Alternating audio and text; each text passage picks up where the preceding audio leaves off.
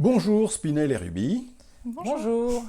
Hervé de l'association Le Carré Noir, que j'ai interviewé il y a plus d'1 an maintenant, m'a parlé de vous.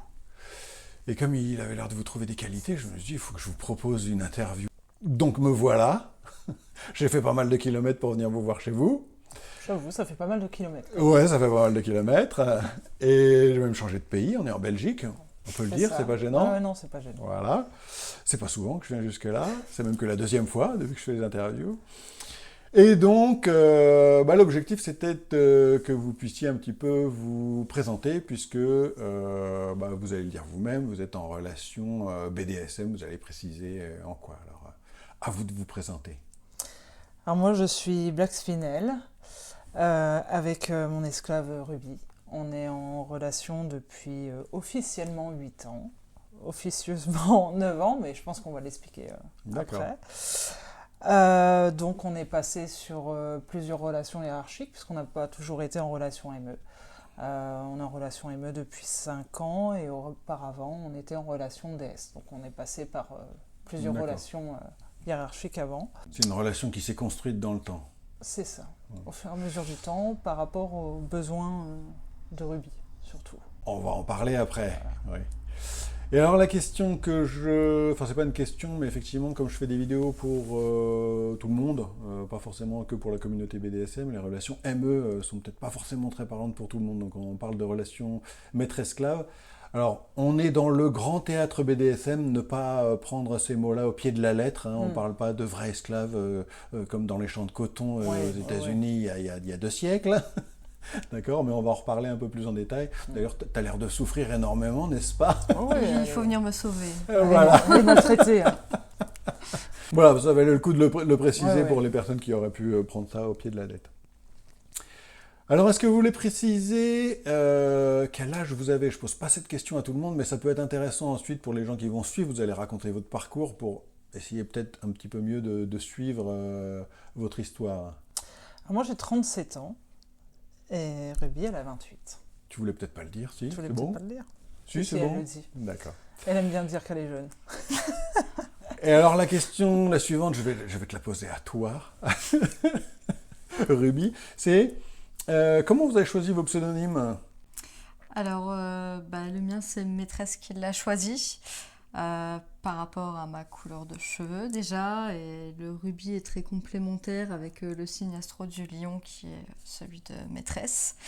Donc je pense que c'est plus ou moins ça. Pour le coup, vous l'auriez mieux expliqué que moi. Oui, elle aime la couleur rouge, ça lui allait bien. D'accord, ok. Et puis en plus de ça, après j'ai choisi le mien par rapport au sien. D'accord. Parce que je lui ai donné rubis parce que c'est une pierre précieuse et que c'est ma pierre précieuse, voilà, que j'ai façonné par mon image et par rapport à notre amour, quoi. Ouais. Et puis j'ai choisi le mien par rapport au sien, parce que c'est Black Spinel. Alors la Spinel, c'est une pierre de protection. Et donc le noir parce que j'aime le noir et que Ruby aime le rouge. Et du coup, la Spinel protège le rubis. Alors comme tu l'as dit tout à l'heure, il ne s'agit pas uniquement d'une relation BDSM, vous êtes en relation amoureuse avant tout, vous êtes lesbiennes toutes les deux. Oui. D'accord. Mais alors tu m'as précisé que dans le cadre de vos jeux BDSM, il peut vous arriver à toutes les deux de jouer avec l'autre sexe. Oui, plus souvent moi. Plus souvent beaucoup moins Ruby. D'accord. Dans un cadre non sexualisé. Dans un cadre non sexualisé. Voilà, c'est ça. D'accord. Plus sur un cadre SM. Et quand tu parles de SM, est-ce que tu peux donner des exemples de pratiques qui peuvent t'amener à jouer avec l'autre sexe? Tout ce qui est impact, bougie. Après, j'ai beaucoup plus de limites avec les hommes que j'en ai avec, par exemple, avec Ruby. Parce que, par exemple, le Blood, je vais le faire avec Ruby, je ne vais pas le faire avec quelqu'un d'autre. Il y a des choses où il faut que ça soit par feeling. Le roleplay, jeu de sang. Voilà. En général, on va dire que c'est toujours un peu la même chose. L'impact avec les hommes, ça va. Il ne faut pas forcément de contact de peau à peau. Mais du moment que c'est un couteau, des griffes, tout ça, c'est OK. Malgré qu'en ce moment, je joue relativement moins avec d'autres. Je me concentre beaucoup plus sur mon couple depuis quelques mois. D'accord. Oh, ça lui fait plaisir, Ruby. Ouais. Tu dirais que c'est parce que ça vient de toi, ça? Ou parce que ça te plaît pas de l'avoir joué avec d'autres personnes? Ah non, non, non, au début, c'était pas du tout un souci de voir maîtresse jouer sur d'autres, mais je pense qu'on va l'expliquer un petit peu. On a traversé une période compliquée, pas que toutes les deux, hein, même par rapport à des tierces personnes qui ont un peu broyé une partie de la confiance que j'ai en moi. Et ça a découlé sur notre couple et du coup la peur de l'abandon, etc. font que là actuellement j'ai un peu plus de mal à voir maîtresse jouer sur d'autres. Avec quelqu'un d'autre, ouais. Oui. D'accord, ok. Alors, ce qu'on va faire à cette interview, elle va consister essentiellement à raconter votre histoire, d'abord en deux parties, en racontant chacune de vous votre histoire avant la rencontre, puis ensuite comment vous vous êtes rencontrés et comment ça a pu donner cette fameuse relation maîtresse-esclave. Qui veut commencer? Oh, Ruby, elle va commencer. Vas-y. C'est parti. Alors, on va le préciser parce que j'aime bien mettre les gens dans l'embarras, n'est-ce pas? C'est une plaisanterie évidemment, mais tu n'es pas stressé du tout. Non, pas du tout. Pas du tout. Alors moi, mon parcours dans le BDSM, il a commencé assez tôt. Je m'y suis intéressée quand j'avais 16 ans parce que je sentais qu'il me manquait déjà quelque chose à ce moment-là. J'avais besoin que quelqu'un prenne le contrôle sur ma vie, etc. Donc je me suis un petit peu renseignée sur Internet pour voir si j'étais pas folle. J'ai la chance que Internet existait déjà et surtout était plein d'infos. Donc c'est comme ça que j'ai découvert le BDSM. Je m'y suis intéressée pendant plusieurs années. Du coup, j'ai regardé pas mal de films, je me suis documentée, j'ai lu beaucoup de blogs et j'ai bien pris conscience que c'est quelque chose qu'on ne pratique pas avec la première personne venue et qui nécessite quand même beaucoup de sécurité, de confiance en l'autre, etc. Donc j'ai refusé quelques propositions qu'on m'a faites pour du jeu, pour des initiations, etc. Jusqu'au moment où j'ai rencontré maîtresse et là, oui, j'ai eu la confiance nécessaire pour démarrer dans le BDSM en pratique. Quand tu dis que tu découvres que tu as des besoins, on peut dire ça comme ça, à 16 ans, qu'est-ce que tu appelles des besoins? C'est-à-dire quels besoins? Déjà, sexuellement parlant, tout me paraissait très plat. Je ne saurais pas comment l'expliquer. J'avais besoin qu'on me domine du coup, hein, c'est tout l'intérêt aussi. J'avais besoin de contraintes physiques, même de contraintes verbales, psychologiques. J'avais vraiment besoin de quelque chose de plus profond qu'un simple acte sexuel. Enfin, quand je dis simple, je mets des guillemets parce que là c'est vraiment par rapport à comment moi je le vois, mais j'avais besoin de plus, vraiment. Disons que la sexualité même épicée ne te suffisait pas forcément, il te fallait un cadre émotionnel. Oui, c'est ça. On l'a dit tout à l'heure, tu es donc lesbienne, tu l'as toujours su? Je l'ai su très jeune aussi, je l'ai su à 13 ans, mais j'ai eu ma première petite amie quand j'étais en 6e, donc j'avais 10 ans et demi, 11 ans.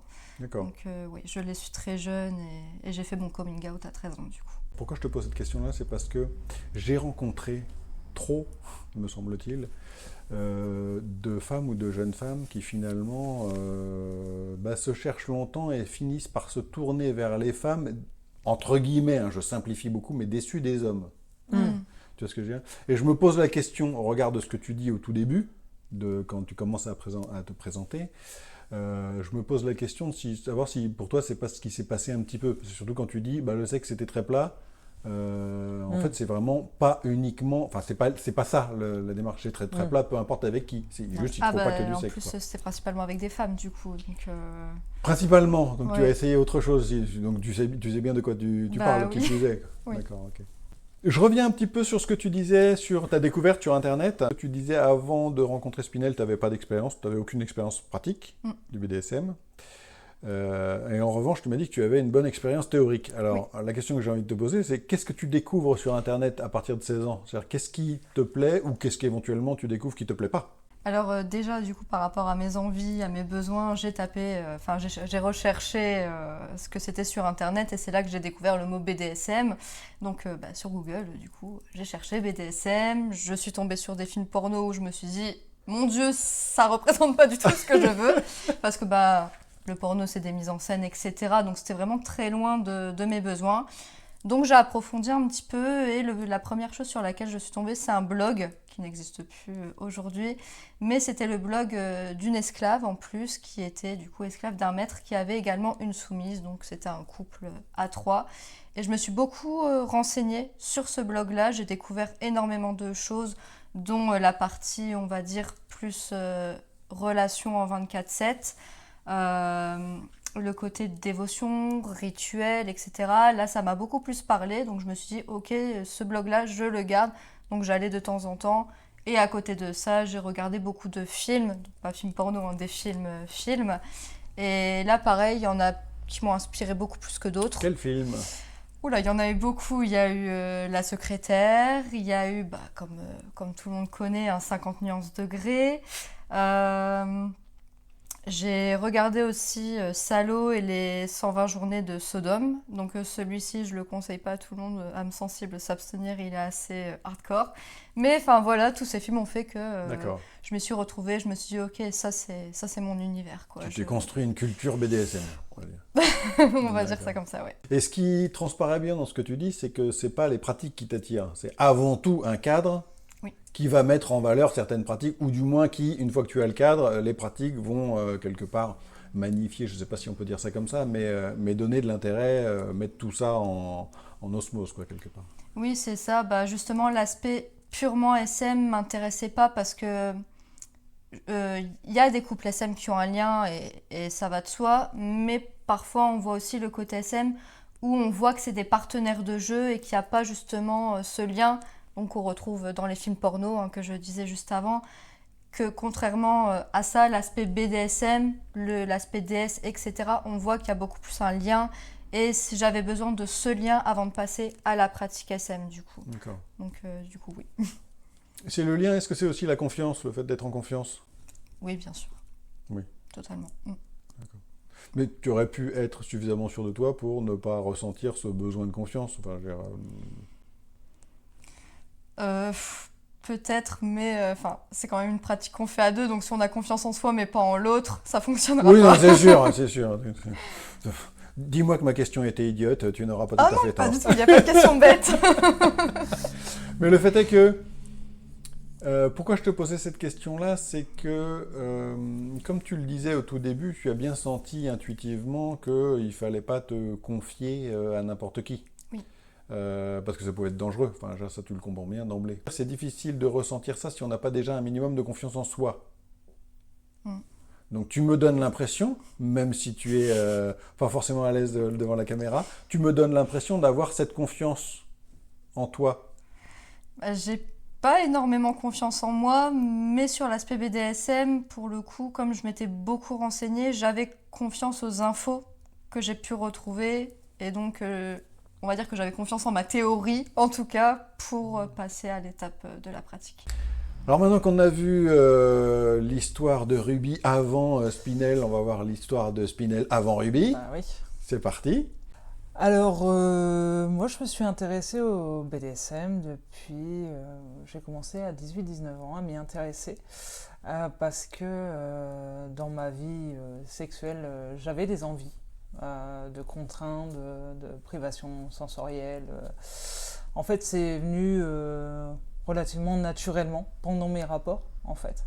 Et c'est de là que j'ai commencé à me poser des questions sur mes besoins et sur mes envies. Donc, à cette époque-là, il y avait beaucoup moins on va dire, de documents sur Internet, hein, et pas Instagram, il n'y avait pas TikTok. On ne mettait pas BDSM. Voilà. On n'était pas BDSM sur Instagram pour tomber sur des contenus, hein, c'était beaucoup plus de recherche. Et puis voilà, j'ai évolué plus dans les pratiques et plus dans l'intimité, très sexualisée à cette époque-là.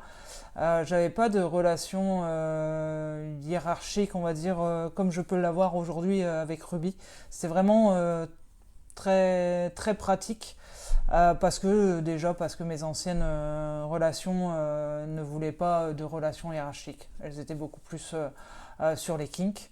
Et puis, dans le fond, moi aussi, j'aurais pas voulu avoir une relation hiérarchique au quotidien comme on peut avoir aujourd'hui avec Ruby. Donc, quand tu appelles une relation hiérarchique, c'est du type domination-soumission. Au quotidien, 24/7, on va dire. Je me trouvais, c'était avant j'avais 28-29 ans. Avant cet âge-là, j'aurais pas aimé avoir une relation quotidienne hiérarchique parce que je me trouvais jeune, peut-être pas forcément assez mature pour pour contrôler, on va dire, quelqu'un au quotidien et pour la gestion de nos vies. Je pense que il fallait, quelque part, il faut, pour avoir une relation hiérarchique au quotidien, il faut savoir s'occuper de soi-même avant, entièrement de soi-même avant, pour s'occuper de quelqu'un. Donc comme tu disais, tu commences à 18-19 ans, on va voir que ça t'intéresse, et tu t'intéresses à des pratiques au début, surtout des kinks, c'est ce que tu disais, oui, c'est ça, des kinks. De la contrainte et ce que tu me dis, de la privation sensorielle. Ouais, et ça. Alors, ça a toujours été en posture top? C'est ça, toujours. C'est toi qui fais? Ouais, c'est toujours moi qui ai fait. D'accord. Alors, je n'ai jamais été dans une position bottom ou soumise, en tout cas. D'accord. Je n'ai jamais ressenti le besoin et voilà. Et donc, j'imagine qu'en face, les personnes étaient contentes de voir que tu as ces envies-là. Oui, bien sûr. Parce que quelque part, trouver une domina, parce qu'on peut dire que c'est ce que tu es à l'époque, en pratique, n'est pas forcément évident, j'imagine. Non, surtout c'est à vrai cet âge-là, que t'es jeune. pour le coup, j'étais en relation avec quelqu'un à cette époque qui était quand même assez ouverte, pour le coup.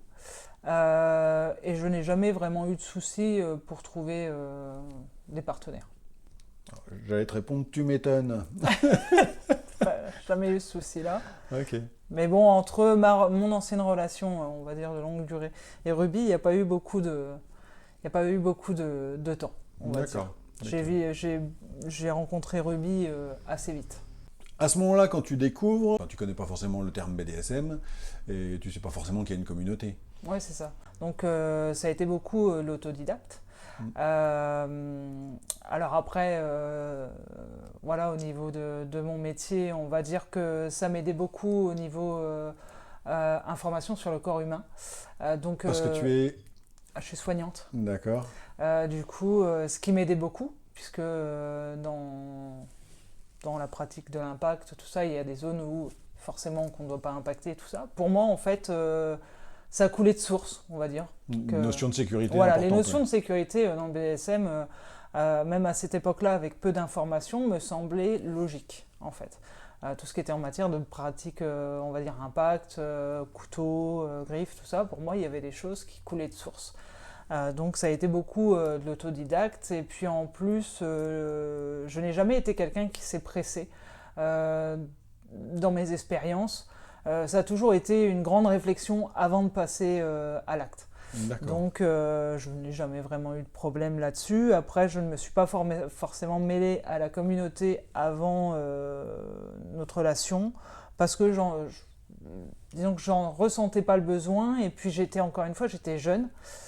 Parce que en étant jeune, des fois on a ce côté-là de se dire ah ouais, mais on est jeune, qu'est-ce que vont penser les gens, ils vont dire ah, la petite jeune elle arrive. Donc il y avait toujours ce côté un petit peu comment je veux dire peut-être manque de confiance c'est en ça, soi, manque lié à l'âge. C'est ça, lié à l'âge, lié on va à dire, la un peu de jeunesse. pudeur aussi. D'accord. Ouais.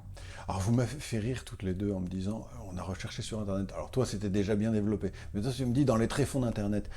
J'ai interviewé un certain nombre de personnes qui n'avaient pas internet, et elles sont pas allées chercher sur internet. Quand je vois comment dire, Francis, il explique qu'il est allé chercher dans les catacombes lui. Ah bah oui, c'était pas la même recherche. Oui, on avait, même dans les années 2000, on avait quand même un petit peu de chance d'avoir des informations. Et, je veux dire, on a fait des rencontres en Munch, une dame qui disait qu'elle recherchait des partenaires sur le Minitel. Donc là, quand on voit ce genre d'expérience, on avait quand même un peu de chance là-dessus. Oui, pour le coup. Clairement. Donc, comme tu le disais, les relations hiérarchiques, surtout ce que tu appelles relations hiérarchiques, arrête-moi si je me trompe, c'est les relations où la hiérarchie est établie H24. C'est pas juste des jeux DS épisodiques. D'accord. Et ça, ce type de relation, tu ne l'envisages pas avant d'avoir un certain âge, et puis en l'occurrence, pas avant d'avoir rencontré Ruby. Mais aussi, ce que tu m'as expliqué quand on a préparé, c'est que tu ne l'envisages pas parce que tu n'es pas tombé sur des personnes qui te le faisaient envisager. C'est ça, oui. Oui, je pense que c'est une question de feeling. Je pense que je serais encore tombé sur des partenaires qui n'en avaient pas envie, j'en aurais peut-être pas eu le besoin non plus. Il y a un certain feeling, je pense, à avoir.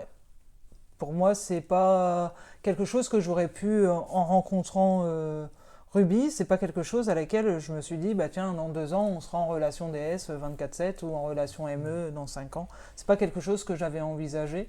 Je pense que, je me suis laissé porter par les expériences et par les rencontres. C'est pas forcément moteur de cette envie de mettre en place une relation ME. Non.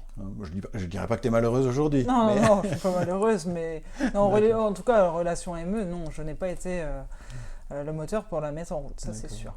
Le moteur, c'est Ruby. rugby. Alors justement, avançons, vous allez nous raconter toutes les deux comment vous vous êtes rencontrés finalement. Alors comment ça s'est passé pour toi, de ton point de vue? Alors on s'est rencontrés au début sur Facebook, donc sur un groupe lesbien, donc rien à voir avec le BDSM ou quoi. On a commencé à parler via ce groupe-là et de fil en aiguille, on s'est rencontrés. Moi entre-temps je m'étais mise en couple avec quelqu'un d'autre qui vivait plus proche de chez moi, donc on va dire que j'ai pris un petit peu la facilité. Oui, ça peut paraître étonnant d'ailleurs, parce que quand tu dis que vous vous rencontrez, en fait vous discutez. Oui, c'est ça, pendant quelques mois. Il y a un on feeling, mais il n'y a discute. pas de... C'est ça. J'ai envie de dire, il n'y a pas de coup de foudre sur Facebook, quoi. Non. Un coup de foudre, non, parce que ça reste virtuel, mais un gros feeling, oui. Sauf que la maîtresse, enfin à ce moment-là, qui n'était pas ma maîtresse, hein, mais vivait quand même assez loin. J'étais de Lille, elle était de Normandie, donc ça faisait quand même pas mal de kilomètres. Et aussi la différence d'âge, on a quand même 9 ans d'écart, donc je me suis dit, est-ce que sur le long terme, ça va pouvoir tenir, etc. Est-ce que cette différence, est-ce que cet éloignement géographique et cette différence d'âge font que même s'il y a un feeling, tu crois pas plus que ça? Alors non, c'est pas ça, c'est surtout que du coup je parlais à celle qui est mon ex aujourd'hui en même temps et j'avais un feeling avec les deux. D'accord. Donc forcément il était plus important pour maîtresse, mais on va dire que j'ai pu rencontrer plus facilement mon ex du coup en vrai et créer quelque chose. Donc je me suis dit par facilité on va se tourner vers mon ex, donc voilà, mais on n'a pas arrêté de parler pour autant. J'ai pas été le premier choix, quoi. Oui, non, mais si, il faut le dire, j'ai pas été le premier choix. La vieille de Normandie. C'est pas le choix le plus facile, on Ouais. va dire, c'est surtout ça. C'est la jeunesse, c'est laisser emporter. C'est ça. Mais du coup, nous, on a quand même continué à parler malgré ma relation et on a pu se rencontrer au mois de juin. Donc, on avait commencé à se parler au mois de décembre pour resituer un petit peu. Et là, je me suis dit, ok, ça passe très bien en vrai, je suis dans la merde, comment je vais faire dans mon couple? Oui, parce que tu sens d'emblée que dès que vous vous rencontrez dans des circonstances un peu particulières, parce qu'évidemment, on a préparé tout ça, vous m'avez raconté. Ouais. Vous vous rencontrez, mais pas seul à seul. Non. Vous avez chacun une amie qui vous accompagne. Et malgré ça, vous m'avez raconté que d'emblée, tout de suite, vous sentez qu'il y a coup de foudre. Du coup, c'est compliqué. Quand je suis rentrée chez moi, je me suis dit, mais comment je vais gérer ça maintenant? Donc, j'ai jonglé un petit peu, hein. Je me suis dit, ok, finalement, c'est peut-être mieux là-bas, donc avec maîtresse. Mais d'un autre côté, je suis engagée, ma famille connaît ma copine actuelle. Donc, comment je vais me dépatauger? Donc, on a continué à parler. La deuxième rencontre, elle arrive au mois de juillet, du coup. Parce qu'en Donc, fait, vous discutez pour refaire dans l'historique, vous discutez pour la première fois au mois de Décembre, décembre, vous vous rencontrez pour la première fois au mois de juin, c'est ça. et vous vous rencontrez une deuxième fois au mois de juillet. C'est C'est ça. ça. J'ai envie de dire, ça traîne pas quand même, surtout avec la différence, surtout avec l'éloignement géographique. Non, ça traîne pas parce que maîtresse avait une amie qui habitait à Arras, donc pas très loin de Lille. Et on s'était prévu une soirée bowling, tout ça, billard, etc. Sauf que mon ex, en dernière minute, a décidé de m'accompagner. Voilà. Donc on s'est retrouvés tous ensemble à la même soirée, donc ça a été très difficile à gérer. Et suite à ça, il y a eu quelques tensions entre nous quand même, Ouais. forcément. Ouais. Entre vous deux? Oui. Ouais. Et moi, au mois d'octobre, je me suis dit, j'étais chez mes parents, donc mes parents étaient partis en vacances. Et je me suis dit, mais j'ai pas envie que notre relation, elle reste sous tension comme ça. Je vais lui proposer de venir pour qu'on discute. Il y avait déjà un petit intérêt, hein, parce que on n'invite pas les gens comme ça. Ouais. Donc pas du tout, surtout à 1h du matin. Surtout à 1h du matin, je venais en pleine nuit, donc... Donc vous êtes Ah, tu venus. venais en pleine nuit Oui, oui, de Normandie. J'étais à T'étais à Arras. Oui, t'étais à Arras. Voilà. Enfin, Arras-Lille, il y a quand même Ouais, il y a mais une heure il de y route quand avait même. une Ouais. grande motivation. Oui, bah oui, forcément. Ouais. Durable qui Ouais, plus c'est est. ça. Donc au bout d'un moment, quand on n'en dort plus. Moi, ça faut faisait, faire voilà, quelque ça chose. faisait des mois hein, que j'attendais ça. Donc, quand Ouais. elle m'a dit, si tu veux, tu viens ce soir à 1h du matin, j'ai dit, je viens. Hein. Et je serai à l'heure. Hein. Ouais, du D'accord. coup, bah, vous êtes venus et bah, on n'a pas juste parlé, quoi. Ouais, d'accord. Mm. Là, vous sortez ensemble. Là, il y a Ouais. quelque chose qui se crée, oui, Ouais. en extra-conjugal, hein, du coup. Donc, Ouais. bah, vous étiez ma maîtresse, mais dans le sens bah, extra-conjugal du terme. Hein, D'accord. donc, on devient play partenaire. Et Ouais. ça a duré quand même quelques mois. Ouais. Parce que moi, je refusais. Oui, parce que vous ne faites pas que sortir ensemble. Non. Vous êtes d'emblée play partner. Oui. Donc vous avez d'emblée des pratiques BDSM ensemble. Ouais, c'est ça. D'accord. Dès ce soir-là, d'ailleurs. Le fait est que pour remettre dans le contexte BDSM, vos discussions, vous l'avez dit, vous vous rencontrez au mois de décembre sur un forum, enfin sur un groupe Facebook qui n'a rien à voir, Ouais, un groupe Facebook lesbien, ça, de Ouais, c'est mémoire. Quand est-ce que vous commencez à vous apercevoir et comment est-ce que vous commencez à vous apercevoir que vous avez chacune de votre côté des attirances ou des appétences pour le BDSM? Bah, en fait, c'était 2-3 semaines après qu'on ait commencé à discuter. Il y avait une sorte de petit jeu sur Facebook. C'était envoie ton image, la 15e image, admettons, de ton téléphone à telle personne. Dans la galerie de ton Voilà, téléphone, quoi. c'est ça. Et puis finalement, bah, elle m'a envoyé une image où c'était des mains menottées, je crois. Hein, Oui.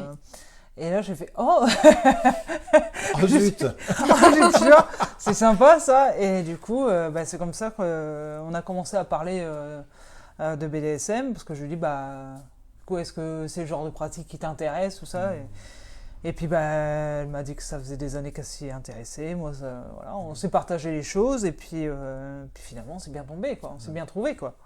Alors moi j'ai une question évidemment parce que je ne t'ai pas posée encore jusqu'à présent. Hein. C'est tu sais bien quelle photo tu lui envoies? Bah oui.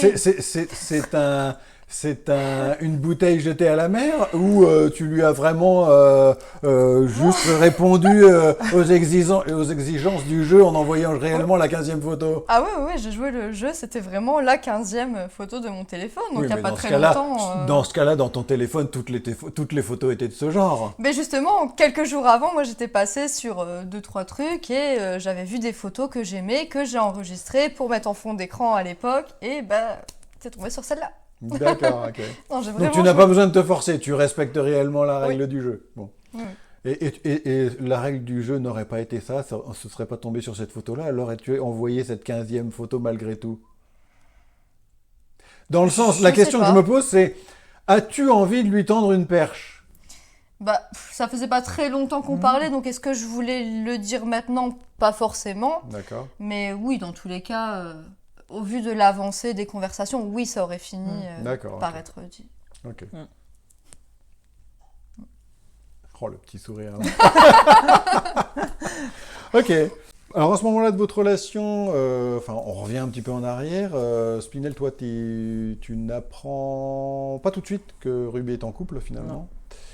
Et à ce moment-là, tu te dis bon bah tant pis quoi, je vais essayer de passer à autre chose. Et puis en plus, votre relation est toujours virtuelle à ce moment-là. Oui, c'est ça, oui. Oui, j'avais pas encore eu l'occasion de venir dans le Nord. Mais je sentais bien que durant les conversations, il y avait quelque chose. Et c'était quelque chose que j'avais jamais vécu auparavant, une alchimie virtuelle, parce que bon, moi j'ai été en couple pendant 10 ans quasiment. Donc les relations virtuelles et les amitiés, les liens qui se créent, tout ça, moi virtuellement je connaissais pas. Donc, mais il y avait quelque chose de différent avec elle. Tu sens qu'il y a quelque chose quand Il y a même. vraiment, ouais. Et j'avais la curiosité du coup de savoir ce qu'elle donnait en réel, pour le coup.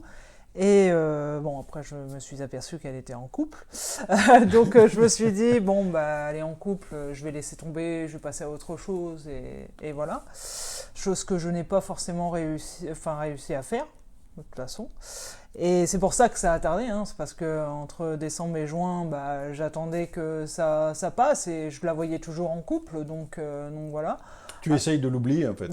J'essaie de faire ma vie, comme d'habitude, mais bon, à chaque fois, j'avais toujours une petite pensée pour la petite dame du Nord. Du coup, au mois de juin, je dis à une amie, allez, je vais essayer de prendre un petit rendez-vous avec, histoire de voir un petit peu ce qu'elle donne en réel. Est-ce que je me suis pas fait un fantasme derrière l'écran ? Ouais. Parce que c'est ce que je me suis dit au début, peut-être que je me suis projeté une mauvaise image de la personne et le lien en fait que je ressens n'existe pas, ou c'est ressenti que d'un côté, ou voilà, je me suis dit on va aller en réel. Parce que et j'ai envie de dire, tu as bien essayé, parce qu'il se passe 6 mois quand même. Donc pendant 6 mois, tu lâches pas tu n'arrives pas à lâcher l'affaire, surtout. J'avais toujours une petite pensée pour elle, et c'était vraiment la première fois que ça m'arrivait, quoi. Et puis elle accepte qu'on se voit, et parce que toi aussi t'en avais envie quand même, et j'y vais donc avec une amie, et on se donnera un point de rendez-vous devant tes écuries, et là en fait que le coup de foudre à l'état pur, hein. Moi c'était quelque chose à laquelle je ne croyais pas, le coup de foudre, on en avait déjà parlé d'une fraction de seconde, tout s'arrête. Pour moi, ça n'existait pas. Et quand je suis arrivée pour la voir, je vais avoir les yeux qui vont pétiller. Tu frises. Voilà, quand je suis arrivée, je n'ai vu que son regard et son sourire pétillant. Et voilà, c'est pour dire qu'il y avait une personne qui l'accompagnait. Je ne sais pas qui c'est. Je ne vois plus son visage, je ne vois plus rien. C'était comme si que voilà, il y a eu une fraction de seconde où tout s'est arrêté, le temps s'est arrêté, il n'y avait que elle, quoi. Et c'est vrai que de ce moment-là, je me suis dit, il y a vraiment un lien, pas que virtuel. Je suis reparti en me disant finalement la même chose qu'elle, en me disant je vais vraiment être dans la merde. Parce que finalement, là je savais ce que ça donnait en réel. C'était plus virtuel. C'était vraiment quelque chose pour moi, qui était vraiment très concret. Avant, sur le virtuel, c'est pas que je ne donnais pas d'importance, c'était très important parce que je ressentais les choses. Mais quand c'est réel, c'est vraiment... Là, il y a un moment, quoi, c'est construit, quoi. Et puis après, je me suis dit, je peux pas lâcher ça comme ça. Et puis voilà, après, on s'est revu avec son ex, effectivement. Rendez-vous assez compliqué, puisque là, il y avait quand même l'ex. Donc voilà. Et puis voilà, après on a commencé notre relation partenaire de jeu sur le mois d'octobre, en extra-conjugal. Bon. Et puis voilà. Pour toi, Ruby, puisque toi, tu n'étais pas en couple à ce moment-là. Non, pour moi, moi j'étais pas en couple. Mais cette période de partenaire qui a duré quasiment un petit peu moins d'1 an a été autant compliquée pour moi que pour elle. Donc à des niveaux différents, puisque elle, c'était surtout parce qu'elle était en couple. Et moi, parce que j'étais toujours dans l'attente finalement. Donc, tu étais toujours dans un couple que tu ne désirais plus, en fait, finalement. C'est ça. En tout cas, que tu ne désirais, parce que c'est un peu difficile de dire ça pour ton ex-copine, mais que tu ne désirais plus autant que cette relation qui se profilait avec Spinel. Je pense que ça va pas être si difficile pour elle que ça, parce que elle m'a fait des cornes à ne plus passer les portes. Donc finalement, je pense qu'on était toutes les deux dans une relation qui ne nous correspondait plus. D'accord. Okay. Autant pour l'une que pour l'autre. Donc finalement, pendant que vous étiez plus ou moins en attente l'une de l'autre, tu ne fais pas que attendre que le temps passe, Spinel, puisque tu écris aussi. Oui. Des petits textes. Des petits textes. Avec des petits messages subliminaux. C'est ça. Je faisais avant qu'on ne se voit du moins pour débuter cette période de partenaire de jeu, je voulais lui transmettre un petit peu le message, mais à travers des textes. Donc je faisais des textes érotiques, BDSM, et donc je publiais sur les réseaux. Sur les réseaux où j'étais sûre qu'elle était abonnée, bien sûr, et je mettais des petites touches dedans où elle pouvait s'identifier. C'est-à-dire que la première fois où on s'est vus, on a été faire des magasins pour qu'elle trouve une robe grise, parce qu'elle devait avoir une robe grise pour une soirée. Et le texte qui a suivi cette journée-là, j'ai mis que la personne avait une robe grise. Et forcément une chevelure rouge, bien sûr. Mais je mettais toujours des petits messages à l'intérieur pour que ça soit... pour qu'elle ait le doute que ça soit elle. Des petits messages. C'est ça, je faisais des petits messages. Ça va durer combien de temps cette histoire? Comment ça se dénoue finalement? Ça a duré jusqu'au mois de juillet qui suit, donc ça a duré quand même quelques mois. Et finalement, j'ai réussi à sortir de mon ancien couple, hein, du coup. Et on a pu commencer à créer du coup notre histoire. Alors comment vous la créez? Comment ça se passe au début, quand vous êtes enfin libre d'être l'une avec l'autre? Bah alors, on va dire que on a eu cette période de partenaire de jeu. Moi, je refusais de donner un collier parce que je savais que elle, ce qu'elle voulait, c'était une relation hiérarchique, on va dire, très construite. Hein, Que tu n'avais pas de ton côté avec ton ex-copine? Ah non, pas du tout. D'accord. C'était une relation totalement vanille. D'accord, ok. Ouais. Donc ça devait te manquer quelque part un peu. Oh bah oui, énormément. Mais bon, elle savait que j'allais pas donner de collier d'appartenance à quelqu'un qui pouvait pas m'appartenir à 100%. Parce que j'avais ce sentiment, justement, quand elle était avec son ex, bah moi j'étais toujours dans l'attente. Donc pour moi c'était très limité et je refusais de donner un collier à quelqu'un que je devais attendre au quotidien parce qu'elle avait une vie, on va dire, à côté. Quoi. Donc quand on s'est mis ensemble, elle a eu son collier d'appartenance vers le mois de novembre, c'est ça. Je lui ai pas donné les premiers mois parce que pour moi ça se mérite, un collier d'appartenance. Donc elle a mis quelques mois à l'obtenir. Donc nous étions dans une relation au début de DS on-off. Ça encore par rapport à moi, hein, parce que elle aurait voulu qu'on soit très vite en 24/7. Ce que je refusais parce que c'était une période où elle habitait encore chez ses parents, moi j'habitais en Normandie, elle venait passer des semaines, elle repartait une semaine, elle venait, des fois tu venais bien 2 semaines d'ailleurs, mais il y avait toujours beaucoup de périodes où elle repartait chez ses parents. Et je voulais pas construire une relation 24/7 avec quelqu'un qui n'habitait pas avec moi. Donc pendant à peu près 1 an, on a été en relation DS on-off. Ça veut dire que le off était quand elle était chez ses parents, voilà, hein, on va dire virtuellement, on était vanille. Et quand elle revenait chez moi, on était donc en relation DS et on commençait à construire un petit quotidien, on va dire, hiérarchique. Donc ça a duré à peu près 1 an. Jusqu'à ce qu'elle vienne du coup habiter chez moi où naturellement la relation 24/7 elle s'est mise en place mais t'étais très en demande pour le coup. Tout ce qui était rituel et tout ça pour que ça soit très cadré, très structuré, elle était très en demande. Donc nous avons été en relation DS 24/7 pendant 2 ans à peu près. Donc ça nous a permis... À partir du moment où vous habitez ensemble. C'est ça, du moment qu'on habitait ensemble. En Normandie, on va le préciser, c'est Normandie. important. Oui, ça s'est passé en Normandie. En Normandie, tout ça s'est passé en Normandie. Donc on va dire qu'entre la période où on a commencé partenaire de jeu et la relation DS 24/7, tout ça, ça englobe à peu près, on va dire 4 ans, à peu près. Alors pourquoi je précise Normandie? On va le dire tout de suite, les gens vont se poser la question, mais la Normandie a eu un effet pathologique sur toi, j'ai envie de dire, hein, négatif sur toi. Ouais. Je me suis demandé, moi, au début, quand tu m'as dit ça, c'est pas possible, t'aimes pas les pommes et le beurre? J'aime les pommes, j'aime le beurre, il n'y a pas de souci, mais la Normandie, c'est un peu plus compliqué. J'ai toujours connu la ville, j'ai grandi dans une grande ville, donc arriver en Normandie, dans un coin où c'est que de la campagne, surtout là où maîtresse vivait, où il n'y avait qu'un voisin et des champs, je me suis dit... Ce qui fait qu'évidemment, on va arrêter de taper sur la Normandie. C'est pas la Normandie, le problème, c'est que tu débarques dans une campagne où tu es quasiment toute seule, quoi. En fait. Oui, c'est surtout ça. J'ai aucun souci avec la Normandie et les Normands, aucun problème. D'ailleurs, on en a parlé en plus, il y a quelque chose qui contribue à rendre le problème plus compliqué, c'est le confinement. Oui, j'ai été très seule puisque maîtresse travaillait de nuit. Donc, je passais mes nuits de confinement toute seule. J'avais un petit peu mes parents en FaceTime et tout ça. Heureusement que la technologie existe. Mais oui, non, ça a été une période très, très, très compliquée pour le coup. Et donc, comment est-ce que cette relation passe du 24/7 à une relation ME et pourquoi ? Je vais te laisser en parler. Voilà, vas-y. Alors, on est passé en ME pas tout de suite.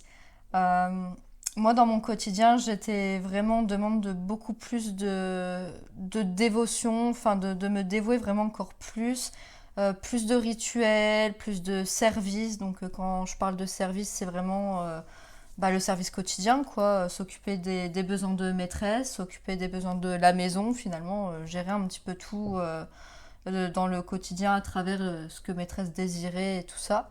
Donc, Alors, donne-nous des exemples qui sont peut-être plus parlants. Parce qu'évidemment, quand on a une relation ME, pour les gens qui ne connaissent pas, on oui. pourrait penser que c'est sexuel ou d'ordre BDSM. Non, ça fait vraiment partie du quotidien. Par exemple, pour des repas dans un couple vanille, ce soir on mange X plats. Bon, moi, ça fonctionnait pas comme ça. J'allais voir maîtresse et je disais, qu'est-ce que vous voulez manger ce soir? Donc ça, c'est vraiment un petit exemple, mais c'est ce genre d'exemple qu'on peut poser sur tout le quotidien finalement, jusqu'aux courses, jusqu'à tout.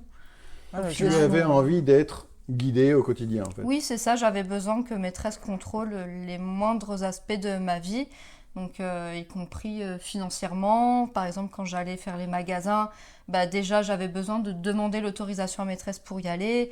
Si je trouvais une tenue que j'aimais bien, personnellement, j'avais besoin quand même d'avoir son approbation. Si elle n'aimait pas la tenue, même si moi je l'aimais, je ne la prenais pas. J'avais besoin qu'elle aime ce que je porte, qu'elle aime finalement que petit à petit je sois façonnée à son image à elle. Je vais pas dire que je perdais la mienne, mais j'avais besoin que mon image colle à la sienne finalement. Donc à ses envies. Oui, c'est ça. Donc je me suis rendu compte que la DS 24/7, finalement, ça commençait à ne plus trop me correspondre. Donc j'ai parlé de la ME à maîtresse en disant que j'en avais envie. Et du coup, elle m'a dit non, on peut pas passer sur une relation aussi qui prend beaucoup de, comment dire, où vous allez énormément vous engager, beaucoup de responsabilités, juste sur une base d'envie. Donc on a laissé passer quelques mois et moi de mon côté le moral descendait, je me sentais plus entre guillemets à ma place, j'avais toujours ce besoin de plus et là je suis revenue vers maîtresse en disant ok, c'est pas une envie, c'est un besoin. Je suis plus épanouie finalement dans la relation 24/7, j'ai besoin de vous donner beaucoup plus de moi et c'est comme ça qu'on a démarré la relation. Ah, évidemment, elle ne s'est pas du tout vengée de l'attente initiale de 4 ans auparavant. Hein. C'est pas du tout ce qui s'est passé. Non, pas du tout. Non, pas du tout. En fait, quand vous m'avez raconté ça toutes les deux au début, ça m'a fait sourire qu'il y ait eu un renversement de situation où l'attente était inversée par rapport à votre rencontre initiale. Ça avait un côté drôle. Bon, j'ai peut-être tendance à voir facilement les côtés drôles des aspects ou des situations qu'on me raconte, mais... Mais en tout cas, tu le dis bien, pour toi, c'était un problème. Dans le sens où c'était pas juste une envie de plus, c'était pas de la bagatelle, quoi. Ah non, c'était un problème parce que, en fait, quand on se dévoue à quelqu'un, qu'on lui offre quelque chose, quand on sent qu'on a besoin de lui donner plus, en fait, ça devient vraiment frustrant et ouais, ça jouait sur mon moral jusqu'à jouer quand même, je vais dire, un peu sur ma santé parce que j'étais pas en dépression non plus, mais ça commençait à chuter assez vite, quoi. Alors, est-ce que c'était pas accru ou est-ce que c'était pas lié? Parce que c'est la question qu'on pourrait se poser. À ce moment-là, vous êtes toujours en Normandie. Oui. Est-ce que ça, l'un n'accroît pas l'autre? Je sais pas, ça a peut-être eu un lien, je me suis jamais posé la question. Peut-être que oui, peut-être que non, je sais pas.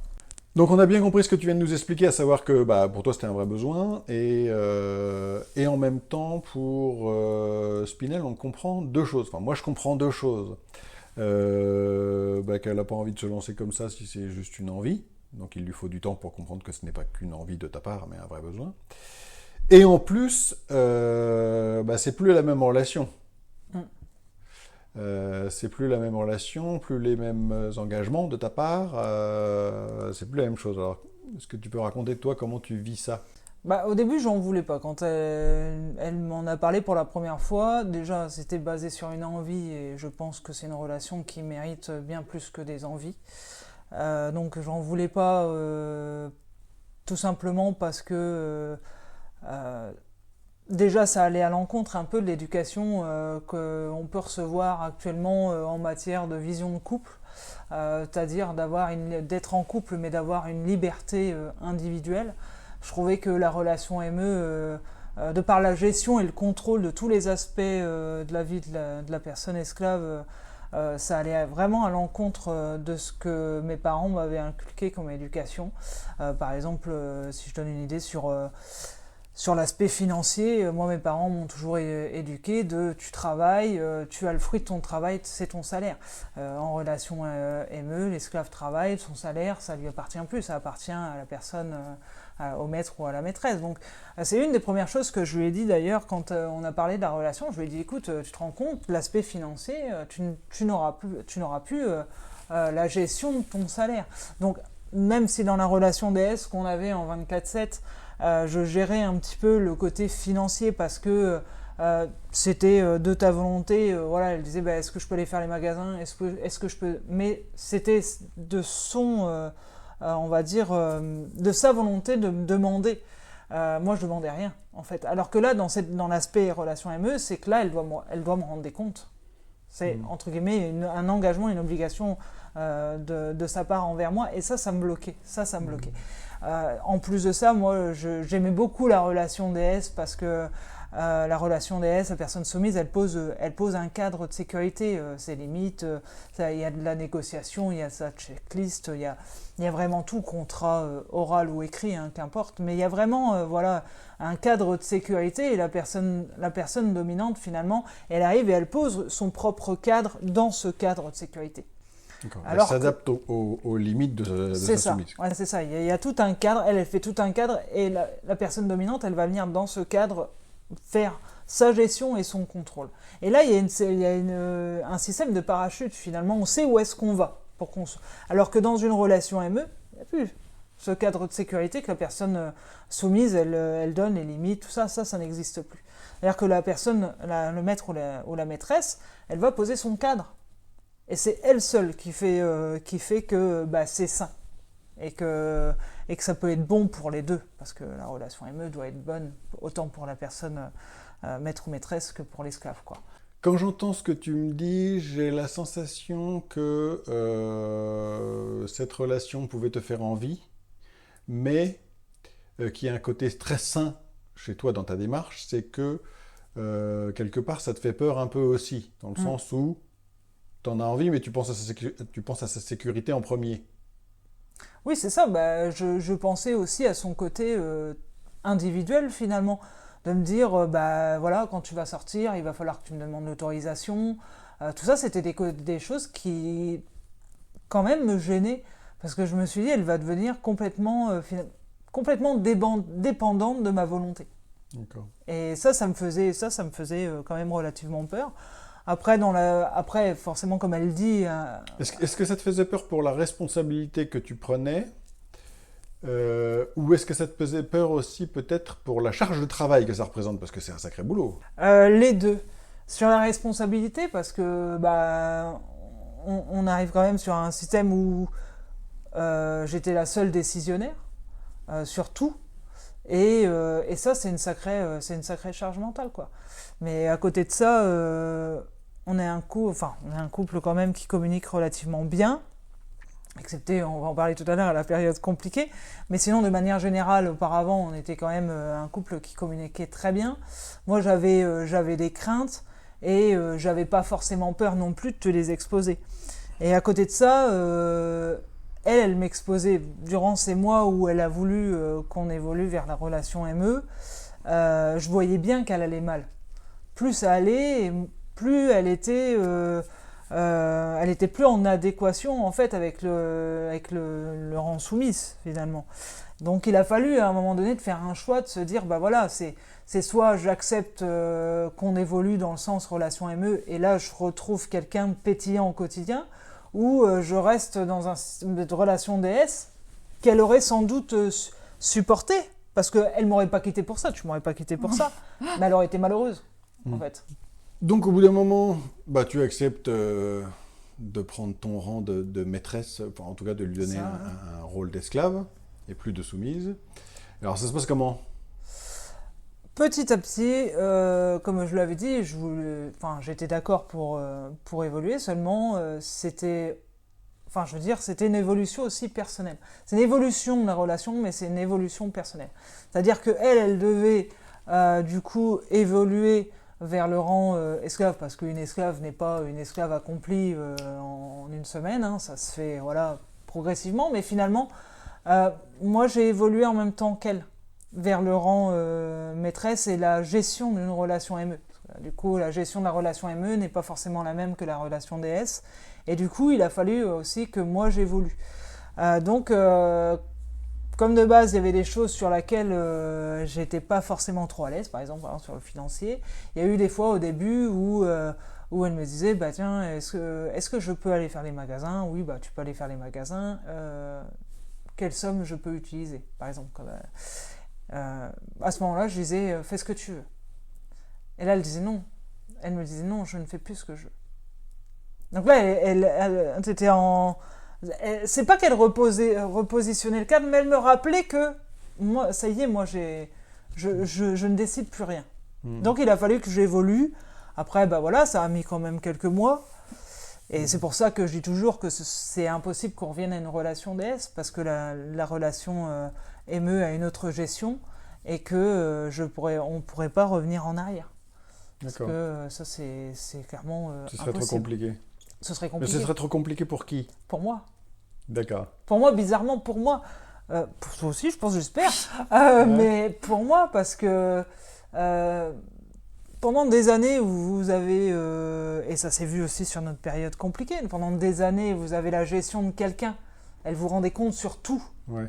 Et du jour au lendemain, elle vous rend plus de compte. Ouais. Là, c'est catastrophique quand c'est ça. Ouais. Là, il y a de la frustration, il y a machin, ouais, ça c'est compliqué. Je me pose deux questions. C'est que la première question est vraiment la destination de Ruby. C'est que quand elle te dit OK, c'est bon, on y va, ça t'arrive de rechigner? Ça t'arrive d'avoir des difficultés? Ou tu te dis youhou, ça y est, je suis enfin ce que je veux? Ça se passe comment? Est-ce qu'il y a des moments difficiles? Oui, forcément, il y a des moments difficiles parce que, alors oui, moi je suis trop contente, ça y est, on y va, je vais enfin pouvoir me sentir à ma place et je me suis sentie vraiment à ma place. Mais on parle de rechigner, mais encore actuellement, je suis humaine, il y a des moments, j'ai la flemme, il y a des moments, je suis fatiguée, il y a des moments, j'ai pas envie. Mais c'est quand même moi qui ai eu besoin aussi de cette place-là, donc c'est un petit peu comme quand on va au travail où on se dit aujourd'hui j'ai la flemme de bosser quand même, mais je le fais quand même parce que je m'y suis engagée. Moi c'est un petit peu pareil ici, il y a des moments, oui j'ai la flemme, mais je le fais quand même parce que je m'y suis engagée. Donc, est-ce que ça te procure une fierté au quotidien? Oui, oui, quand je vois que maîtresse est satisfaite de mon service, oui, je suis extrêmement fière. L'autre question était pour toi, Spinel, c'est on sent que tu as hésité longtemps. D'accord. Ce qui fait qu'au bout d'un moment, on finit par se demander, est-ce que c'était vraiment voulu? Est-ce que tu pensais que ça allait te plaire? Et est-ce qu'aujourd'hui, ça te plaît? Je connais la réponse, mais j'ai le droit de poser la question. Oui, ça me plaît. Alors d'aujourd'hui, ça me plaît. Au début, oui, de toute façon, j'étais arrivée dans une impasse, finalement. Moi, le but, c'était pas qu'elle soit malheureuse à mes côtés. Et j'avais conscience qu'en restant en relation DS, c'est ce qui allait arriver. Et c'est pas ce que je voulais. Donc c'était, on va dire, à ce moment-là, pas un coup de poker, mais je me suis dit, peut-être que finalement, c'est la voie que je devrais prendre aussi pour moi. D'accord. Et en plus de ça, encore une fois, on a une relation où on a un feeling quand même, grandiose. Je veux dire, on a évolué petit à petit ensemble, on se connaissait déjà depuis des années. Donc on n'était pas des inconnus, parce qu'encore une fois, la relation ME, pour moi, il ne faut pas se connaître depuis une semaine pour envisager une relation ME, vu ce qui en ressort. Donc non, je me suis dit, on va essayer. Si ça le fait pas, ça le fait pas. Mais à un moment donné, je peux pas laisser la personne avec qui je suis malheureuse. Oui, il faut essayer, quoi. Faut essayer. En tout cas, il faut essayer quelque chose. Faut essayer quelque chose. Et finalement, c'était la bonne décision. Et alors, il y a des phases dans ce cas-là. On dit qu'une esclave est en noviciat, non? C'est ça. Et à un moment, on déclare que c'est plus le cas. C'est ça. Alors, est-ce que tu peux nous raconter, ou est-ce que toi, Ruby, tu peux nous raconter ça? Ou alors toutes les deux, allez-y. Oui, la période de noviciat, souvent, on la met sur le titre de l'esclave. Mais en fait, c'est la période de noviciat en ME du couple en lui-même. Parce que c'est la période où, là, en l'occurrence, maîtresse va commencer à poser un cadre que moi, de mon côté, je vais commencer à suivre et à appliquer au quotidien. Et au plus ça avance, au plus on devient accompli. Mais finalement, l'une comme l'autre. Donc c'est vraiment cette période d'apprentissage, de transition entre le rang soumise et le rang esclave, donc on appelle la période de noviciat, et elle est à l'image de la relation en elle-même. Une fois qu'elle a accompli, que toutes les bases sont posées, c'est là où du coup on dit que la relation est accomplie, donc l'esclave. Voilà, elle a duré 2 ans. Hein. D'accord, 2 ans. Ouais, 2 ans. 2 ans où, où j'ai pu à un moment donné dire là je pense qu'on est vraiment bien dans le cadre, on est vraiment bien D'accord. dans l'esprit de la relation ME. Parce qu'il faut changer sa façon de voir, on va dire, la dynamique de couple. C'est ça le truc. Le fait d'être libre, là il n'y a plus de liberté individuelle. Là ça devient une fusion. Ça a tellement d'impact sur votre couple, tu l'appelles maîtresse au quotidien. Oui. D'accord. Qu'on pourrait se demander à quel point c'est connu de votre entourage. Tu peux commencer avec tes parents. Moi, mes parents, ils savent qu'on est dans une dynamique particulière. Maintenant, ils ne savent pas qu'on est dans une dynamique ME. Par respect pour eux, maîtresse m'a dit de la tutoyer devant mes parents et d'éviter de l'appeler maîtresse, forcément. Parce qu'on veut quand même, comment dire, pas les préserver, mais leur laisser la possibilité de nous poser des questions finalement s'ils veulent savoir. Et s'ils posent des questions, ils auront la réponse, quoi. C'est arrivé ? Non, moi un petit peu ma mère, mais c'était plus le côté maman protectrice qui voulait s'assurer que je suis heureuse, que je subis pas de violence ou autre chose. Et non, à partir du moment où elle a vu que j'étais bien mentalement, physiquement et tout ce qui s'ensuit. Tu as envisagé le fait qu'il ne serait pas complètement exclu qu'elle tombe sur cette vidéo ? Oui, non mais même si elle tombait dessus, finalement, je me dis, si elle démarre la vidéo et qu'elle la continue, c'est qu'elle veut savoir. Oui. Donc, si elle veut savoir, elle saura la vérité. Et il n'y a D'accord. aucun souci là-dessus. D'accord. Donc, Donc ça vous a pris 2 ans d'établir quelque part les bases de cette nouvelle relation, donc cette relation maîtresse-esclave. Et il y a un moment qui est un petit grain de sable qui vient se mettre dans les rouages, c'est que vous êtes toujours en Normandie. D'ailleurs, vous étiez bien installé, parce que toi, tu avais acheté ta maison en plus. Moi, j'étais propriétaire depuis plusieurs années. Ouais, c'est pas comme si, en étant locataire, allez hop, on décide de changer. Donc, mais la Normandie te pèse. Oui, moi je suis quelqu'un de très famille et la distance avec eux était un petit peu compliquée parce que je pouvais pas les voir très souvent. Et aussi, j'ai pas su me faire d'amis ou quoi, j'avais pas d'attache avec les personnes que je rencontrais. Et en plus de ça, histoire de bien enfoncer le clou, au travail ça n'allait pas et j'ai fait un gros burn-out. Donc là, ça a été une période très compliquée où pour le coup, je me suis sentie très très seule. Qu'est-ce que tu faisais comme travail ? Je sais pas. J'étais vendeuse en lingerie dans une marque en plus que j'adorais. Donc j'adorais mon boulot, mais malheureusement, la situation a fait que je suis tombée sur des collègues pas très très sympas qui m'ont fait subir du harcèlement. D'accord. Donc voilà. Okay. Et donc, au bout d'un moment, déménagement. C'est ça. Et alors, déménagement compliqué pour toi. Oui, compliqué pour moi parce que moi, ça faisait à peu près bientôt 10 ans que j'étais propriétaire de ma maison. Bon, j'avais ma famille là-bas, je ne suis pas quelqu'un qui est très famille, aller voir 3 fois par semaine, mais bon, qu'importe, ça reste mes parents quand même. Et ça faisait 15 ans que j'étais dans la même boîte de travail. Et j'étais dans la campagne. Donc oui, il y avait une petite ville à proximité, mais c'est pas une ville comme on peut en retrouver, par exemple, métropole lilloise, tout ça, c'était... Voilà. Et puis, quand on est arrivé ici, du coup, je suis passé quand même de la campagne à la ville. Je suis passé d'un poste de nuit de travail à jour, donc plus avec le même roulement. Ça a été vraiment beaucoup trop de changements pour moi. Ouais. Et puis voilà, et il a fallu que je gère quand même, mine de rien, le déménagement, ma maison là-bas, ici, machin, en plus de la charge mentale de ce qui en ressort d'une relation ME. Qui n'est clairement pas la même qu'une relation classique. Hein, c'est ça. Où l'on peut, entre guillemets, compter l'un sur l'autre, mais là, on peut aussi compter l'un sur l'autre dans une relation maîtresse-esclave, sauf que les répartitions des responsabilités n'est pas la même. C'est ça. Et à un moment donné, bon, bah, la fatigue, le rythme de jour, tout ça. J'ai perdu pied parce que, encore une fois, comme je disais tout à l'heure, avant mes 28 ans, je ne voulais pas de relation hiérarchique, on va dire au quotidien, parce que je disais que avant de s'occuper de quelqu'un d'autre, il faut savoir s'occuper de soi. Et ben, dans une mauvaise période, c'est la même chose. Avant de s'occuper de quelqu'un, il faut être bien soi-même. Et j'étais arrivé dans une période où j'étais pas bien, parce que j'avais pas un équilibre personnel qui m'allait. C'est-à-dire que j'étais repassé de jour, j'avais beaucoup de mal avec ça, j'étais beaucoup fatigué, j'avais géré beaucoup de choses, parce que j'avais refait entièrement ma maison en Normandie et tout ça avant de venir ici. Donc en fait j'ai perdu pied. Et j'avais pas un bon équilibre personnel, donc je pouvais pas offrir un bon cadre. Je pouvais plus offrir un bon cadre dans ma relation. Et donc c'est important de le dire, parce que je veux pas qu'on pense que la relation ME c'est idyllique.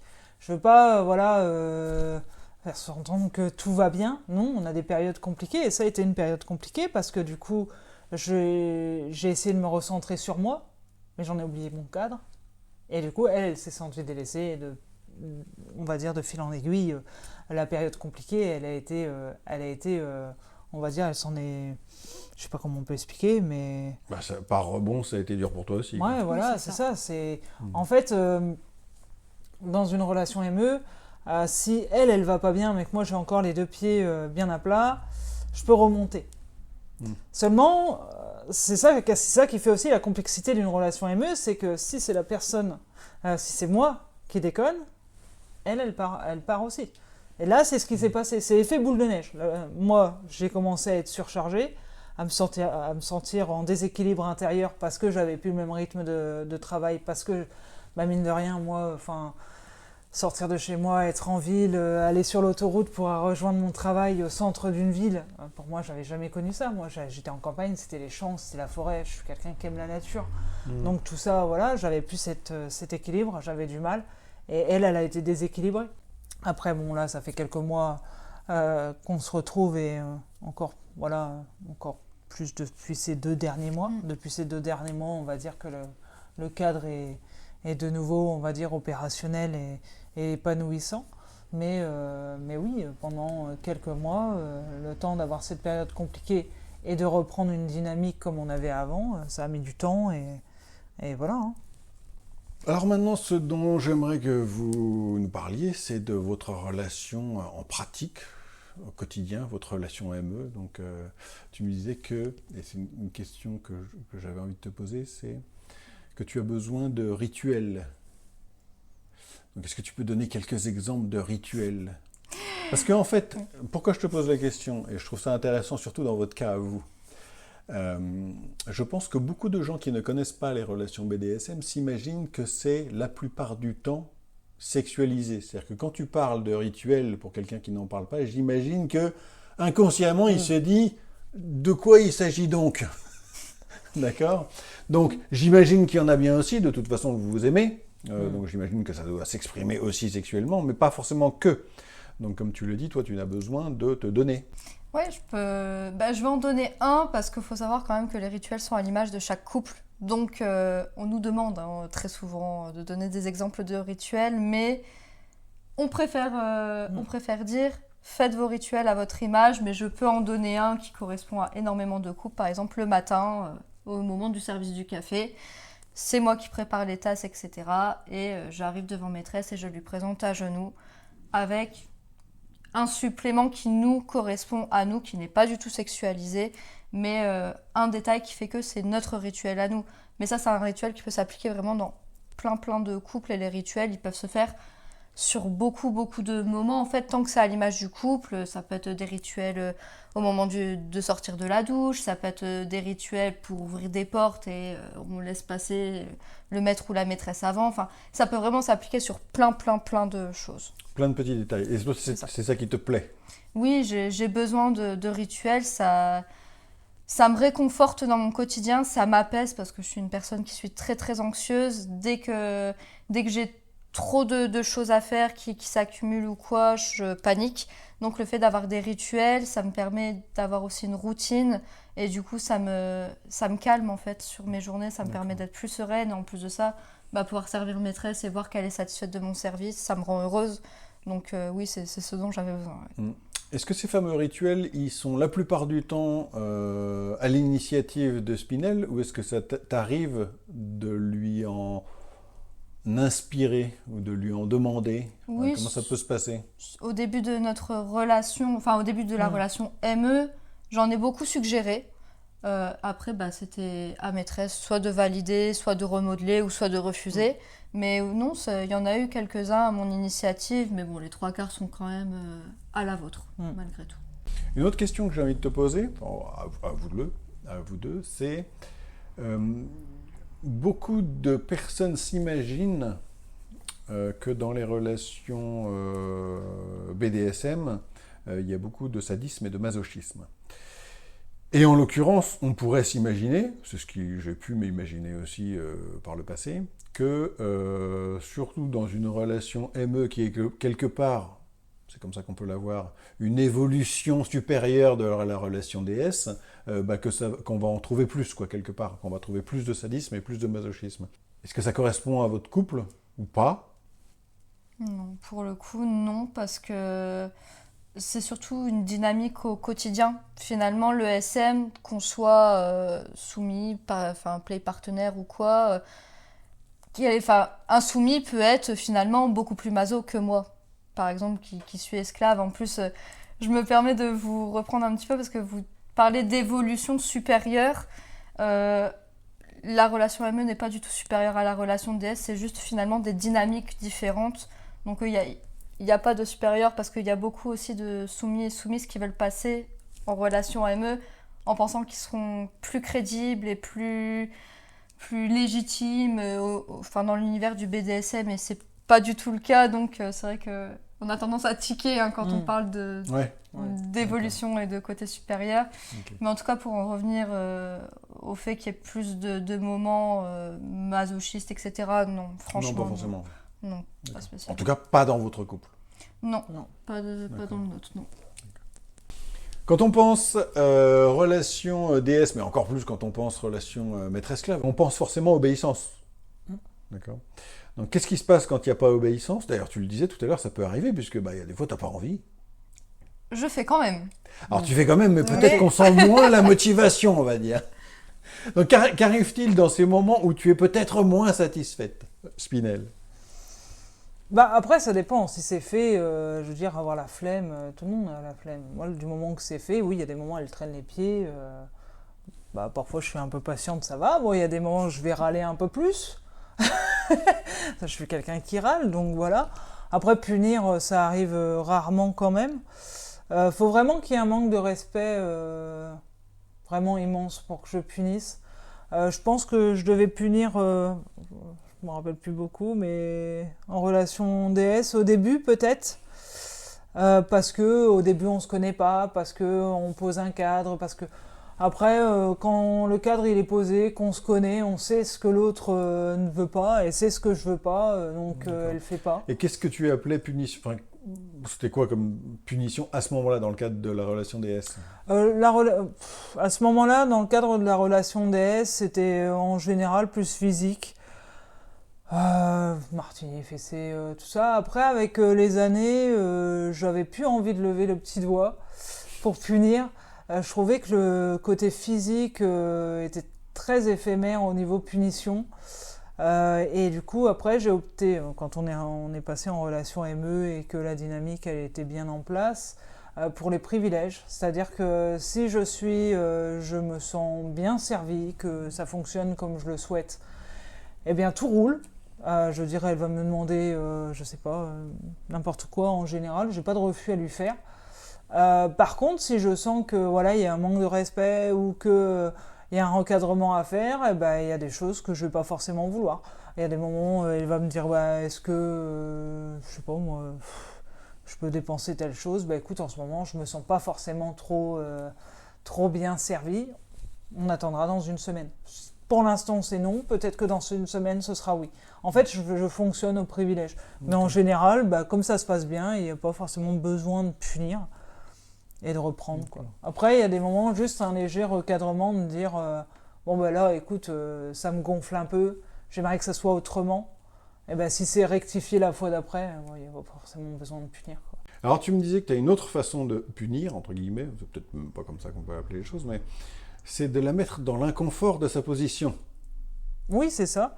La mettre dans l'inconfort, c'est-à-dire par exemple, le vouvoiement est très important pour elle, puisque c'est ça qui va faire qu'elle va se sentir à sa place, hormis le fait qu'effectivement quand on va chez mes beaux-parents ou mes parents, c'est le seul moment où elle sait que le tutoiement, elle le fait parce que c'est par respect pour nos parents. Ça, c'est très important pour moi par rapport au respect de mes parents et des siens. Et surtout des siens, parce que c'est des gens qui sont très protecteurs avec elle, aimants, enfin voilà. Donc c'est, voilà. Mais elle sait que c'est pas une punition. Elle sait que c'est pour eux qu'on le fait. Par contre, quand il y a un manque de respect, je peux très bien lui demander de me tutoyer pendant un certain moment. Genre par exemple, si je considère qu'il y a un manque de respect, je vais lui dire, écoute, si tu n'as pas de respect pour moi à ce moment-là, tu n'as pas de respect pour moi en me vouvoyant. Parce que quand elle me vouvoie, pour elle, c'est du respect qu'elle me donne en me vouvoyant. Donc et quand tu je lui le reçois, interdis qu'elle te vouvoie. c'est ça. D'accord. Pendant un moment, je vais lui dire, comme tu ne sais pas me respecter à ce moment-là, tu ne sauras pas me respecter pendant les prochaines 24 heures. Et c'est aux 24 ou 48 heures, j'ai déjà fait 48 heures. Et ça, c'est la mettre dans l'inconfort, parce que du coup, je la fais sortir de sa position où elle se sent bien, en fait. Alors, est-ce que ce sont des punitions qui marchent bien ? Oui, ça fonctionne très bien, oui. La preuve étant, maîtresse a dit juste avant que ça fait bien longtemps qu'elle n'a pas eu besoin de me punir. Donc les punitions comme ça, elles sont vraiment plus impactantes que des punitions physiques, pour le coup. Mais en plus, comme je le disais, il y a une part de masochisme dans les relations de déesse d'une façon générale. Donc on pourrait imaginer que le martinet ou la cravache n'est pas une punition. Si, ça dépend des personnes. Ça peut en être une. Ça dépend comment c'est administré. Mais ça dépend aussi du degré de masochisme de la personne concernée. Oui, mais en soi, même si j'avais eu un niveau très très maso, je vais prendre l'exemple de tout ce qui est à pic. Il y a un chat qui gratte. On va continuer quand même. Qu'est-ce que tu appelles à pic ? Par exemple, des paddles à pic qui peuvent aller jusqu'au 100 par exemple. Moi, j'adore ça. Si maîtresse, elle vient... pendant une séance, mettre des coups de paddle, oui, je vais adorer. Maintenant, si elle me met avec exactement la même intensité, en me disant, voilà, tu as fait telle faute, tu vas payer pour cette faute-là, je vais pas apprécier du tout, parce que je sais que je reçois ça parce que j'ai fait une connerie. Pas pour te faire plaisir. Voilà. Donc, psychologiquement, c'est pas la même chose. Au niveau des punitions, c'est sûr que c'est rarement physique aussi, parce que je veux garder le côté pratique pour le côté plaisir. Comme elle l'expliquait juste avant, si je mets des coups de paddle à pic alors qu'elle est dans la culpabilité, le moment il va pas être de plaisir. Et tu vas quand même subir le moment avec ta culpabilité, avec tout ça. Et moi je veux que ça reste sur des séances plaisir que punitives. Je trouve qu'il y a d'autres moments pour ça en fait. Par ailleurs, tu disais, c'est toi qui m'as dit ça, je crois que tu n'es pas masochiste. Mais alors c'est quelque chose que les gens ne vont pas comprendre. Tu viens de dire que tu aimes le paddle vampire. Oui, non mais ça... Jusqu'au sang. Mais oui. Non, d'ailleurs, c'est pas ça que tu as dit. Tu n'as pas dit que tu aimais ça, tu as dit que tu adorais ça. Oui. Alors évidemment, c'est ce que je disais tout à l'heure. Il y a différents niveaux de masochisme, si tu veux. Oui, non mais... Je ne me considère pas maso, pour qui, pourquoi. Je me sens pas légitime à dire que je suis quelqu'un de maso, parce que c'est un peu le problème de comparaison aux autres. Quand on va en soirée ou quoi que ce soit, quand je vois certains jouer, je me dis mais waouh, tout ce qu'ils peuvent encaisser et ils y prennent plaisir, je serais incapable de tenir ça. Bon, maîtresse, bien souvent, elle me dit peut-être pas ça, mais sur telle pratique, tu tiens très très bien. Mais je sais pas, là c'est plus de mon ressort personnel, je me considère pas du tout maso. C'est pas uniquement que tu tiens très bien, c'est que tu y prends manifestement beaucoup de plaisir. Oui, sous certaines pratiques. Après, j'ai interviewé d'autres personnes, notamment Mimido et Saphora. Bon, ils nous sortent des jeux, là, des fois. Donc, effectivement, chacun son niveau. Mais effectivement, par rapport au commun des mortels, si j'ose dire ça comme ça, c'est pas dénigrant pour les personnes qui n'aiment pas le BDSM, mais bon, t'es quand même un niveau au-dessus. Je veux dire, globalement, tu t'es découvert Sûrement. une certaine affinité avec un certain niveau de douleur, on va dire. Oui, c'est ça, un certain type de douleur, oui. Ou du moins avec un niveau de douleur érotique. Oui, Ou aussi. érotisant, ouais. Aussi. On approche de la fin de cette interview, mais avant qu'on parle de la petite boutique de Ruby, tu tenais à me parler d'idées reçues qui traînent en ce moment sur les réseaux sociaux, sur les relations maître-esclave. Oui, parce qu'il y a beaucoup de préjugés sur les réseaux. C'est très étonnant d'ailleurs. C'est très étonnant. Mais là, en ce moment, ce qu'on peut souvent entendre, c'est que l'esclave n'a pas d'avis à donner. Ne donne pas son avis, n'a pas le droit d'exprimer d'envie, que ce soit même une envie tout à fait basique, hein, genre aller au cinéma par exemple. Elle n'a pas le droit d'exprimer. Qu'en gros, l'esclave serait un meuble et c'est tout. Et c'est pour ça que je souhaitais en parler aujourd'hui, parce que c'est pas ça reflète pas une réalité, ça. Ça, c'est quelque chose qui est exprimé par des gens qui ne le comprennent pas ou qui transfèrent des informations, des fausses informations, des préjugés. Et ça, c'est dommage parce que c'est pas ce qui est le reflet de la réalité. Je veux dire, l'esclave n'est pas juste un meuble, c'est pas sois belle et tais-toi dans un coin. Ça, c'est pas le cas. Oui, il y a un système. La relation est dynamisée par le TPE, mais à côté de ça, l'esclave peut donner son avis. Moi, Ruby, certes, je suis la seule décisionnaire par rapport à la dynamique de notre couple, mais c'est très rare que je ne demande pas ton avis sur quelque chose.